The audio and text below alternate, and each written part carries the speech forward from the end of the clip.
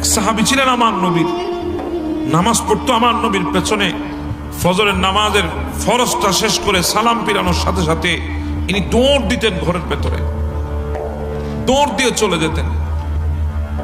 আমার নবী লক্ষ্য করেছেন, আমার নবীকে সাহাবীরা গিয়ে বলছেন, ইয়া রাসূলুল্লাহ, অমুক বান্দাটা এভাবে আসে আপনার দরবারে নামাজ পড়তে, নামাজ শেষ হতে আবার দৌড় দিয়ে চলে যায়। আমার নবী একদিন বললেন, তাকে আমার সাথে একটু দেখা করতে বলবে নামাজের পর। আসলেন আমার নবীর কাছে নামাজের পরে দেখা করতে। নবীর কাছে যখন আসলেন, আমার নবী জিজ্ঞাসা করছেন, আল্লাহর বান্দা, তুমি নামাজের সালাম ফিরানোর সাথে সাথে দৌড় দিয়ে চলে যাও, কারণটা কি? বলি, ইয়া রাসূলুল্লাহ, আপনার কাছ থেকে লুকাবো না, আজকে বলে দিই, আপনার মজলিসে বসতে কার না মন চায়, আপনার চেহারায় আনোয়ার দেখতে কার না মন চায়, আমারও তো মন চায়, কিন্তু ইয়া রাসূলুল্লাহ, আমার কাছে একটা মাত্র কাপড় আছে, একটা মাত্র কাপড়।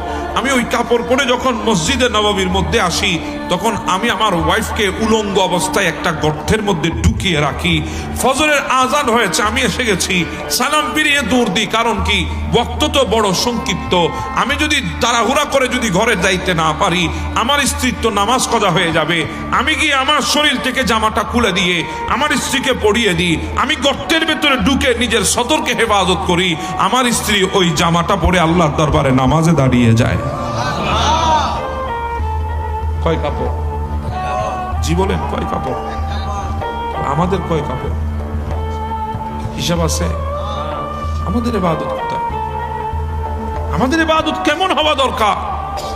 সাহাবীরা তো না খেয়ে ইবাদতে মশগুল ছিলেন, খানাফিনা ছিল না, এরপর আল্লাহর ইবাদতে মশগুল। সাইয়েদনা সিদ্দিক আকবরের কথা বলছেন। সিদ্দিক আকবর একদিন ফাটা ছিটা কাপড় পরে আমার নবীর দরবারে বসে আছেন।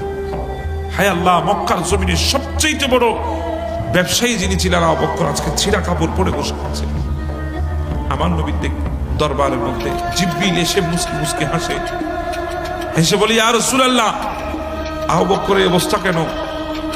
বলে, সবগুলো তো আমি নবীর জন্য কুরবান করে দিয়েছে, কিছুই রাখে নাই, কিছুই না। দিতে দিতে নিজের কলিজার টুকরা কন্যাটাকে পর্যন্ত 6 বছর বয়সে আমি নবীর আকদের মধ্যে সুপুর্দ করে দিয়েছে, কিছুই রাখে নাই, কিছুই রাখে নাই, সব কুরবান করে দিয়েছে। একটা মাত্র কাপড় আছে, তাও ছিঁড়ে গেছে। এই কথা বলে জিবরিল চলে গেছেন, আবু বকরও চলে গেছেন। পরের দিনে জিবরিল আসলেন, আমার নবী জিবরিলকে দেখে হাসে আর জিজ্ঞাসা করে, জিবরিল, তোমার এই অবস্থা কেন? আল্লাহ তো তোমাকে 600 পাকনা দিয়েছেন, শান শৌকতওয়ালা ড্রেস দিয়েছেন, এরপরে তোমার এই অবস্থা কেন? তখন জিবরিল বলে, ইয়া রাসূলুল্লাহ,